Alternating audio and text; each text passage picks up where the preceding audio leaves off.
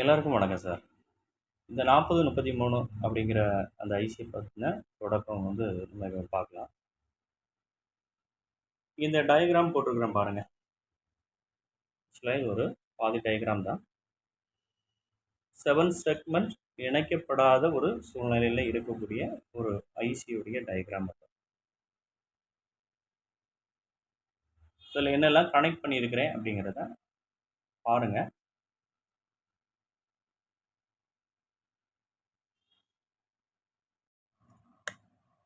இந்த 4033 அப்படிங்கிற அந்த ஐசி அதிகமாக இந்த டிஜிட்டல் கவுண்டர் அப்படிங்கிற பகுதிகளில் அதிகமாக பயன்படுத்தப்பட்டிருக்கு. இப்போ இந்த சர்க்யூட்டை நம்ம எப்படி ஃபங்க்ஷன் பண்ணியிருக்கிறோம் அப்படிங்கிறத நம்ம பார்க்கலாம். இது ஒரு 4033 அப்படிங்கிற ஒரு ஐசியோடைய தோற்றம். அதில் நமக்கு மொத்தம் 16 பின்கள் வரையறுத்துருக்குறாங்க. 1 2 3 4 5 6 7 8 9 10 11 12 13 14 15 16. இந்த சர்க்யூட்டோடைய முறைப்படி 16வது பின்னும் பாசிட்டிவ் ட்ராக்கு. இது அதுக்கு முன்னாடி ஒரு விஷயம் பார்க்கணும் அப்படிங்கிற பட்சத்துலன்னா, நான் மேலே போட்டிருக்கிற இந்த லைன் பாசிட்டிவ் ட்ராக், ஒரு 9 வோல்ட் பாசிட்டிவ். கீழே போட்டிருக்கிற லைன் அப்படிங்கிறது பார்த்தீங்கன்னா ஒரு 9 வோல்ட் நெகட்டிவ் ட்ராக். அப்போ 2 பகுதிகளாக பாசிட்டிவ் சம்மந்தப்பட்டதுங்கெல்லாம் நம்ம மேலே கொடுத்துக்கலாம், நெகட்டிவ் சம்மந்தப்பட்டதெல்லாம் கீழே கொடுத்துக்கலாம் அப்படிங்கிறதுக்காக. இப்போ நீங்கள் ஒரு பிசிபி எடுத்து நீங்கள் பண்ண ஆரம்பிச்சிட்டிங்கனாலே இப்படி ஃபாலோ பண்ணிங்கன்னா அந்த ஒர்க்கை ஈஸியாக முடிச்சிக்கலாம். இப்போ பாருங்கள், இந்த 4033 அப்படிங்கிற இந்த ஐசியோடைய தோற்றத்தில் இந்த 3வது பின்னும் இந்த 16வது பின்னும் நம்ம ஒரு பாசிட்டிவ் சப்ளையாக கொடுத்துருக்குறோம். அதே போல் இந்த 2வது பின்னை நெகட்டிவாக நினச்சிருக்கிறோம். அதுக்கு மேலே இனி ஒரு பாயிண்ட்டையும் நெகட்டிவாக நினச்சிருக்கிறோம். 15வது பின் ரீசெட் பாயிண்ட். இந்த சர்க்யூட்டுக்கு இந்த 15வது பின்னையும் நம்ம நெகட்டிவாக கனெக்ட் பண்ணியிருக்கிறோம். சரி, மற்ற பின்களை பாருங்கள். இது ஒரு கிளாக் பின். இந்த 1வது பின் தான் கிளாக் சிக்னல் இன். இதில் நம்ம என்ன இன்புட்டு கொடுக்குறோமோ அதுக்கு தகுந்த மாதிரி தான் அந்த டிஜிட்டல் அப்படிங்கிறது நமக்கு வியூவாக வெளியே தெரியும். அப்போ என்ன பண்ணுறோம், இங்கே சப்ளை கொடுத்தாச்சு, இந்த ஐசிங்கிறதுக்கான சப்ளை கொடுத்தாச்சு, பாசிட்டிவ் வோல்டேஜ் கொடுத்தாச்சு, நெகட்டிவ் வோல்டேஜ் கொடுத்தாச்சு. இப்போ என்ன பண்ணுறோம் அப்படின்னா, நமக்கு ஒரு இன்புட் சிக்னல் கொடுக்கணும். அப்போ இந்த இன்புட் சிக்னலில் ஒரு ட்ரிகர் பண்ணணும். இப்போ பாருங்கள், இந்த பாசிட்டிவ் பாயிண்டில் இருந்து ஒரு 100K ரெசிஸ்டர் போட்டு நேராக என்ன செய்கிறேன், லோ வோல்டேஜாக இந்த 1வது பின்னுக்கு கொடுத்து வச்சிட்டோம். அப்போ கீழே என்ன பண்ணுறேன், ஒரு கெப்பாசிட்டர் போட்டு அதை சேவ் பண்ணி அதை தேக்கி வச்சாச்சு. இந்த வோல்டேஜ் ஒரு சின்ன சம் வோல்டேஜ் இருக்குது. இங்கே நான் ஒரு ஃபெதர் சுவிட்ச் யூஸ் பண்ணுறேன். அது கிரவுண்டோடு இணைச்சி இந்த சைடில் போயிடும். இப்போ எப்போ நம்ம இங்கே ப்ரெஸ் பண்ணுறோமோ அந்த டைமில் இங்கே இருக்கக்கூடிய இந்த நெகட்டிவானது இங்கே 0 பண்ணும். அது வரைக்கும் 1 இருக்கும். 1 0 1 அப்படிங்கிறது ஆன், 0ங்கிறது ஆஃப் அப்படிங்கிறது இருக்கும். அப்போ நம்ம ஒரு ட்ரிகர் கொடுக்கணும். இந்த பாசிட்டிவில் லோ வோல்டேஜ் 9 வோல்ட்லேருந்து ஒரு 100K ரெசிஸ்டர் போடுறோம். போட்டு இந்த 1வது பாயிண்ட்டுக்கு கொண்டு கொடுத்துட்டு அந்த வோல்டேஜை சேவ் பண்ணி வச்சுருக்கிறோம். அதில் தேங்கி நிற்கிறதுனால டிஸ்பிளே அப்படி இருக்குது. அடுத்தது இதை நெகட்டிவ் பண்ணுறதுக்காக ஒரு ஃபெதர் சுவிட்ச் போட்டு அதை ப்ரெஸ் பண்ணுறோம். ப்ரெஸ் பண்ணும்போது 0 ஆகும். 0 ஆகும்போது அடுத்த ஆப்ஷன் 0வில் இருக்கிறது 1 அப்படின்னு போகும். நீங்கள் திருப்பி ப்ரெஸ் பண்ணும்போது 0 1 2 அப்படிங்கிறது நீங்கள் ஒவ்வொரு டைம் நீங்கள் ப்ரெஸ் பண்ணும்போது 1 2 3 அப்படிங்கிற மாதிரி போயிட்டே இருக்கும். அதே போல் நெகட்டிவ் பாயிண்ட் நம்ம 2 அப்படிங்கிறதும் சொல்லியிருந்தோம். கூட 8வது பாயிண்ட்டையும் நம்ம நெகட்டிவ் தான் கனெக்ட் பண்ணியிருக்கிறோம். அப்போ நமக்கு இப்போ 3 பாயிண்ட் நெகட்டிவ் ஆகவும், அதாவது 15 2 8 இந்த 3ஐயும் நெகட்டிவாகவும், பாசிட்டிவாக 3வது பின்னையும் 16வது பின்னையும் இணைச்சிருக்கோம். இப்போ சப்ளை கிடச்சிது.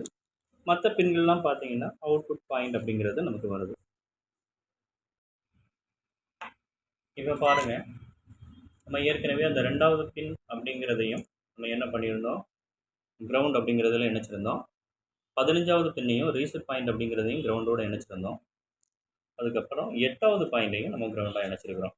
இப்போ இந்த சர்க்யூட்டுக்கு இத்தனை பாயிண்ட்டுகளை நம்ம கண்டிப்பாக கிரவுண்ட் அப்படிங்கிறத நம்ம கனெக்ட் பண்ணணும், பாசிட்டிவ் அப்படிங்கிறத கனெக்ட் பண்ணணும் அப்படிங்கிறது இருக்குது.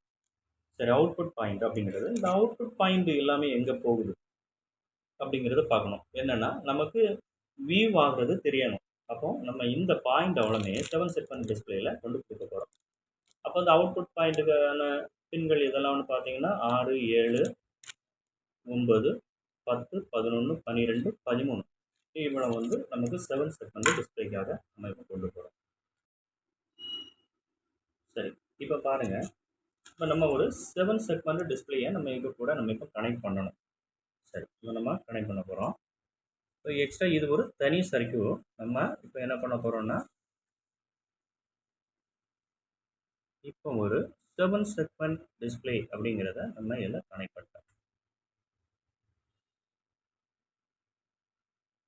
பாருங்கள், நம்ம இப்போ ஒரு 7 செக்மெண்ட் டிஸ்பிளேயை நம்ம இணைச்சாச்சு. இப்போ இது எங்கே போகுது அப்படிங்கிறது பார்த்தீங்கன்னா, 7 செக்மெண்ட் டிஸ்பிளே அப்படிங்கிறது ஒரு 7 எல்இடிகளாக இருக்கக்கூடிய ஒரு அமைப்பு. இப்போ பார்த்தீங்கன்னா, இந்த டாப் ஒரு எல்இடி, இது ஒரு எல்இடி, 2, 3, 4, 5, 6, 7. அப்போ 7 எல்இடிகள் அதில் இருக்குது. 8வதாகவும் ஒரு எல்இடி இருக்குது. ஆனால் அது ஒரு டாட் பாயிண்ட் அப்படிங்கிறதுக்காக நம்ம மெஷர் பண்ணுவோம். அந்த பாயிண்ட் நமக்கு தேவையில்லை. இப்போ இந்த கவுண்ட் பண்ணும்போது அதில் சில இடங்களில் புள்ளி வரணும் அப்படிங்கிறன்னா அதுக்காக இந்த டிஜிட்டையும் நம்ம யூஸ் பண்ணிக்கலாம். இந்த டாட் பாயிண்ட்டையும் நம்ம யூஸ் பண்ணலாம். சரி, இப்போ இந்த ஏ அப்படிங்கிற பாயிண்ட்டுக்கு இந்த ஐசியில் இருந்து நமக்கு 10வது பின் அப்படிங்கிறதுலேருந்து வரும். பி அப்படிங்கிறது பார்த்தீங்கன்னா உங்களுக்கு 12வது பின்லேருந்து வருது. இப்படி ஒவ்வொரு பாயிண்ட்டும் அதுக்காக மெஷர் பண்ணியிருக்கக்கூடிய பாயிண்ட்டுகள் இருந்து நமக்கு இந்த டிஜிட்டல் ஃபங்க்ஷன் ஆகுது. இந்த 7 செக்மெண்ட் டிஸ்பிளே அப்படிங்கிறதுல நம்ம வியூ பார்க்குறோம். இதில் காமன் கேத்தோடு டிஸ்பிளே பயன்படுத்தப்பட்டிருக்கு. இப்போ இந்த காமன் ஆனோடு காமன் கேத்தோடு அப்படிங்கிறது என்னது அப்படின்னா, நம்ம ஏற்கனவே பார்த்துருக்குறோம். இந்த காமன் ஆனோடாக இருந்தால் இதில் பாசிட்டிவ் கொடுத்துட்டு அங்கேருந்து ஐசிலேருந்து வரக்கூடிய பாயிண்ட் அவ்வளோமே நெகட்டிவ் பாயிண்ட்டாக இருக்கும். இப்போ காமன் கேத்தோடு அப்படின்னு சொல்லும்போது இது ஒரு நெகட்டிவ் பாயிண்ட். இந்த நெகட்டிவ் பாயிண்ட்டு நமக்கு என்ன பண்ணலான்னா, இது ஒரு கிரவுண்ட் பாயிண்ட்டோட இணைச்சிருக்கும். அந்த 9 வோல்ட்டு பேட்டரியோடைய ஒரு நெகட்டிவ் பாயிண்டில் இணைச்சிருக்கும். இப்போ அங்கேருந்து வரக்கூடியது எல்லாமே பாசிட்டிவாக வரும். இப்போ இதில் நீங்கள் டிஜிட்டல் பார்க்கலாம். சரி, இதுதான் இதோடைய அமைப்பு. இப்போ அதோடைய நம்ம அந்த ப்ராக்டிக்கலாக செய்த இதை பார்த்துக்கலாம். சரி, இப்போ பாருங்கள், ஒரு 9 வோல்ட் பேட்டரியில் நம்ம என்ன பண்ணியிருக்கிறோம், இதோடைய பாசிட்டிவ் நெகட்டிவ் அப்படிங்கிறத கனெக்ட் பண்ணியிருக்கிறோம். இதில் முக்கியமாக நான் சொல்ல வேண்டிய ஒரு விஷயமும் இருக்குது.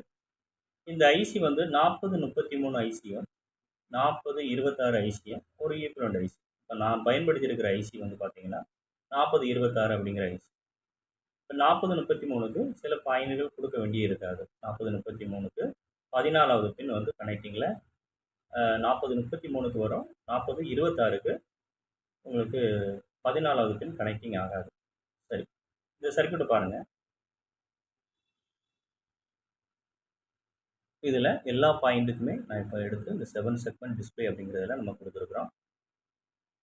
ஒரு பாசிட்டிவ் டெர்மினல், நெகட்டிவ் டெர்மினல் அப்படிங்கிறதுலாம் இருக்குது. இப்போ நம்ம இப்போ கொடுத்துருக்கிறது இப்படி தான் கொடுத்துருக்குறோம். பாருங்கள், மேலே யூஸ் பண்ணிருக்கிறது அதே போல் ஒரு 100K ரெசிஸ்டர் யூஸ் பண்ணியிருக்கிறோம். மைக்ரோ சுவிட்ச் யூஸ் பண்ணிருக்கிறோம். அந்த 1வது பின் கிளாக் பஞ்ச் அப்படிங்கிறதுல நம்ம கொடுத்துருக்கோம். இப்போ பாருங்கள், இந்த ஃபெதர் மூலமாக இப்போ இதில் பார்க்கும்போது இந்த 1வது பின்னில் ஒரு சின்ன வோல்டேஜ் இருக்கும். இப்போ நம்ம அதை 0 பண்ணுறோம், ப்ரெஸ் பண்ணுறோம். இப்போ 1 அப்படிங்கிறத சென்ஸ் ஆகிடும். திருப்பி ப்ரெஸ் பண்ணுவோம், 2 அப்படிங்கிறது போயிடும். சரி, திருப்பி ப்ரெஸ் பண்ணுவோம், 3, அப்புறம் 4, 5, 6, 7, 8, 9 வந்தோடனே நம்ம 15வது பின்னை ரீசெட் பாயிண்ட்டை நம்ம கிரவுண்ட் பண்ணிருக்கிறதுனால திருப்பி ஸ்டார்ட் 0 அப்படிங்கிறது போகும். இப்போ திருப்பி 1, 2, 3. சரி, இனி இந்த 7 செக்மெண்ட் டிஸ்பிளே கவுண்டர் சர்க்யூட்டை பயன்படுத்தி இந்த இன்புட்டில் நம்ம முதல் பார்ட்டாக என்ன பார்த்துருக்குறோம் அப்படின்னா, இந்த ஃபெதர் சுவிட்சை நம்ம அமுக்கும் போது தான் ஒவ்வொரு கவுண்டாக வருது. அப்போ இது எந்த இடங்கள்ல இந்த மாதிரி பகுதி நமக்கு தேவை அப்படிங்கிறத பார்த்து அதுக்கு தகுந்த மாதிரி இந்த சர்க்யூட்டை வந்து நம்ம பயன்படுத்தலாம். இனி அடுத்த பகுதியாக நம்ம என்ன பார்க்க போகிறோம் அப்படின்னா, இந்த ஃபெதர் சுவிட்சுக்கு தகுந்த இடத்துல நம்ம என்னென்ன இன்புட் எல்லாம் கொடுத்து அதை ஆட்டோமேட்டிக்காக ஃபங்க்ஷன் பண்ணுறது, ஒவ்வொரு இன்புட்டுக்கு தகுந்த மாதிரியும் அதில் வியூ ஆகணும் அப்படிங்கிற பட்சத்தில் உள்ள ஸ்டெப்புகள்லாம் அடுத்தடுத்த வீடியோவில் பார்க்கலாம்.